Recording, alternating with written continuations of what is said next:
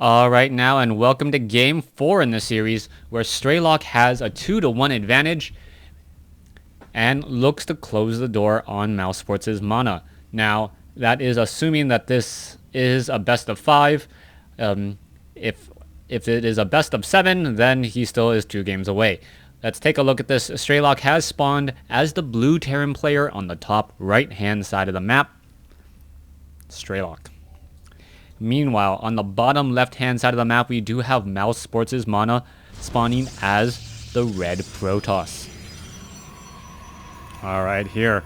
So, taking a look at the strategies and taking a look at what we've seen from these players have a good idea of each other's particular play styles. Now, in the last game, it just really felt like a cautionary force moved out, and Strelok just was able to really catch Mana out of position and just unsuspecting. Now take a look at this. Mana has not... Is he going to be going for a gateway, or is he actually going to go for a fast nexus? No, there is that gateway. He is not going to be going for a fast nexus. Currently sitting at 14 over 18 compared to 13 over 19. And I believe that the economy of Protoss will just start to get running faster. That is the benefit of Chrono Boost and the fact that there is no probe babysitting that building. Moving out, Mana, taking a look around the map, will be scouting in the clockwise direction. And one curious thing to note is he did not actually scout out down here. This is a common location for Terran players to try and do a proxy play. Without scouting out here, it looks as though Mana did dodge a bit of a bullet, as both sides are doing that scouting now. We can see Strelok is going into a 1-Rax expand once more. He is training up a Marine, and now should be making his way down with this SCV in order to build a command center here. We should be seeing a bunker placed down here as well, as the Marine will arrive just in time to cause problems for that probe. Oh, the probe, is it going to spot the expansion? Yes, it does. And now he is wandering around. All right, that Marine, is it going to get off more shots? That is the question. Oh, backing away, the Marine, a little bit of juking and not going to be enough. The Marine actually gets close enough to finish off that one particular poor probe, as we are now getting a high ground pylon here. A Zealot is making its way over. It does get off one shot onto that SCV. SCV now needs 3 more kills until it gets taken down. Are we going to see perhaps a stutter move again? And oh, it was not able to finish off that stutter move there, getting off one half of a full hit, going from 29 to 21 hit points. Now the Zealot could try to make its way across the map. Strelok, however, in such a good position here, does not really have to worry about any stalkers or any zealots trying to make their way in. So both sides, very defensive play, gonna be very macro centric. And the question is going to be, is Strelok perhaps gonna try and build up another command center? No, he is actually going to be going for a fast factory. All right, in games past, we have seen Strelok behind this go for many more barracks, but this time around, he has opted to go for a reactor Hellion. He's going to try and play a little bit more aggressively. He wants to make sure that Mana does not expand too quickly behind this, since Protoss players in general are able to train up more workers more quickly with the help of that Chrono Boost naturally. Mana now transferring some probes into that assimilator there. We can see Strelok now mining away at the natural base. Barracks are doing a little bit of fly around, as Strelok is now going into Cloaked Banshee play. Mana, however, is going for a very fast third. Okay, this may be a little bit of a concern, as we do need a pylon or perhaps even a forge now in order to deal with what will be Cloaked Banshee. Those Cloaked Banshees are about 110 seconds away from coming into the game. The Cloaked Banshee will be coming in at that 8-minute mark, and if Mana is as good of a Protoss player as I think he is, he should already be starting that robotics facility, or he is just going to be absolutely punished by some of these Banshees. Hellions are now making their way down, and the real problem is going to be whether or not enough gateways or enough of a wall can be placed down here. Hellions are going to be harassing like mad, and Mana losing another early Stalker. That Stalker going to get taken down. There it goes. And 4 Hellions controlling the map, and all it really did was take a little bit of damage, but nothing that one SCV cannot repair rather quickly. Now the Hellions are going to be coming back around. Are they going to be going up that ramp and checking to see if there is anything at the natural or at this third base? And they are going to find it. Take down an easy probe as those Hellions now back away. The Hellions now know for certain that there is no really. Sorry, the Hellions now know for certain that there's no way that they can take down this Nexus, and they want to perhaps split the armies just a little bit. Now, if the Hellions had perhaps wandered over here and taken down some of the probes, and then forced some of the sentries and stalkers over there, then the Banshee would have been able to clean up much, much better. This is looking very good for Strelok. Strelok is looking to just own with map control and now take the economic advantage. We see it is 41 harvesters to 41 as the Banshee is already nearby. 1 probe now down. How many kills will we see as the probes are now trying to back away? The stalkers are nearby, but without an observer, there's not much that can be done. We can see a chrono boosting of that observer now as the stalker is shooting down, or that Banshee is shooting down some of those workers here. The Banshee now making its way, gonna be coming into this position, but this is still not gonna be that good news for Strelok, as the Hellions have not been able to do any follow-up damage. All right, Mana, he has lost more workers, losing 13 workers, but if you take a look at the overall course of things, it is still 39 probes to 43 SCVs. Not too shabby of a position for Mana. You can see that there is no follow-up barracks, so Strelok really needs to make sure that he comes back stronger than ever, and that perhaps, he needs to come back stronger than ever and not allow Mana to really start mining off of this base. Otherwise, all of the work that this Banshee did, those 10 kills, will be for naught. 975 resources lost compared to 225, 47 SCVs versus 45 probes. You can see gas is being mined off over here. So Mana very, very intent on getting a lot of gas, stalkers with observers all in position, as we are going to see perhaps these Hellions and even this Banshee make a play here. Sentries and stalkers are off over here. I am surprised that there is not a wall-in attempt with gateways here. Otherwise, the Hellions are simply just going to be able to drive through once more. Here you have it. Well, probes taking a lot of damage. There goes another 2 probes there as the Hellion now backs away. 19 workers killed, but it is still a harvester advantage for Mana. Marines now taking down these destructible rocks. Still no command center has been started.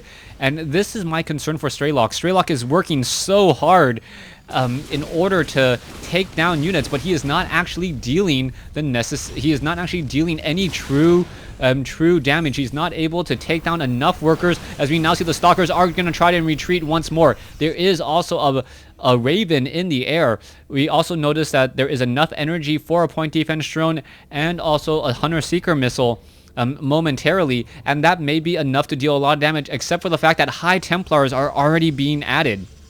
This very, very heavy gas strategy that Mana had, operating off of 5 gas, is going to help him out, as we now see a command center finally coming in from Strelok. If Mana can hold this, he will be in a beautiful position, as the Banshees, the Marines, and Banshees, Marines, medevacs trying to come in on different sides. Here we have it. Both sides are fighting. The Guardian Shield actually helping.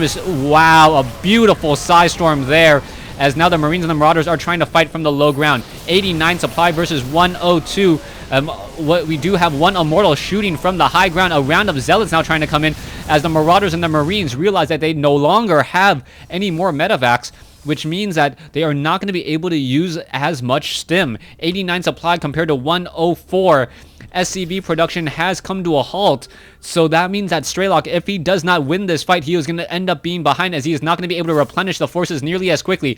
Zealots and Stalkers now trying to engage. They are up against the wall here. Zealots do have charge. Observer is nearby, but the Marines and the Marauders are in a perfect ball here, and Mana looks like he will end up losing this. this expansion here, the Nexus, taking a lot of damage. Perhaps the probes are going to be retreating, and at an 87 to 110 advantage right now, Strelok is in absolute dominant control. That is, however, a decent number of High Templars and Archons in position. We are going into Zealot Archon as a medevac now trying to come in for a drop. That is going to be a very bad place for it, as where are the Zealots going? The Zealots are trying to make their way in. Here you go. Going to surround the Marauders and the Marines as they're dropping. Not a good drop at all. Meanwhile, back over here, the Marauders and the Marines, are they going to try to come in and stim? There is an Archon. Zealots in position. No charge there as the Observer does get shot down due to that earlier scanner sweep. Now Mana quickly replacing that Nexus, wanting to make sure that he has a little bit of follow-up play. A beautiful Psystorm catching many of those Marines a bit out of position. They stood there in a little bit too long, as one Marine, very gung-ho, doesn't realize that, 10 Zealots do beat out one Marine. Alright. High Templars are off over here. We see that there are 7. A Nexus is being warped in. The Marauders and the Marines trying to clean this up. I don't believe it will be successful. The Zealots are going to try and surround. There is that charge, as the Zealots are now making their way in, deciding to back off once again. We are now at 132 to 122. Home field advantage, however, making a big difference in this matchup, as there is one Observer keeping track of this medevac off over here. Medevacs all together. What is going to be happening? The Marauders, the Zealots, the High Templars, Archons, all trying to work together now in order to hold this. So far, Harvester count is 61 to 53. Even after Mana has lost over exactly 30 Harvesters, he is still in this game. Alright, Pylons now being warped in here. This medevac, if it is able to execute that drop, could deal a lot of damage. The Zealots are upgraded 1-1. Meanwhile, the Bio is upgraded 2-2. Strelok looking to finish this off. There's a beautiful EMP, but those are more beautiful Psystorms as well. And wow, this attack force of Strelok completely getting cleaned up. The follow-up play is going to be a drop inside the main. Zealots are now trying to warp in. No mothership to actually protect here, as all of these gateways now need to do some frantic warping in. Meanwhile, Zealots in midfield going to clean up what was left of the original attack force, as Marauders here now going after some of the probes. A small tactical group of units coming in to try to snipe down a Nexus. It is not going to work. Medevac now is going to get shot down as well. There it goes, as we now see what I thought was impossible moments ago. Mana with a 40 supply advantage. Medevac and Marauder still fighting here, already up to 7 kills, 45 workers killed. Losses are now much higher for Terran, as once again we see Mana just with beautiful flanking able to surround and take down that Bio force. High Templars are now on the move, and it looks like Mana is ready for that strong counterattack. Strelok does have Ghost, he does have Cloak, and he has enough energy for EMP Shockwave as well. We are going to see Archons, Zealots, and High Templars move out. That one High Templar moving out very early. A medevac is off over here. That may be able to get in another drop, as Mana does have 2 idle workers. Here we have, there is that Observer. What is going to be happening? There is a Psystorm. Are we going to perhaps see another Psystorm? Yes, there it is. A lot of damage dealt before a double snipe comes in again. The Observer still keeping track, as we are keeping track of this drop here. Now, a warp in could be happening anytime soon. Zealot Archon, very powerful, as Marines are only upgraded 2-2, but the Mana is going to be 2-2 as well in just a second. Here comes that medevac. It felt like that medevac took forever to reach its destination, but it is dealing the damage. Zealots now warping in. Probes coming off the mineral line in order to perhaps run away. They cannot survive this attack here with those upgraded Marines.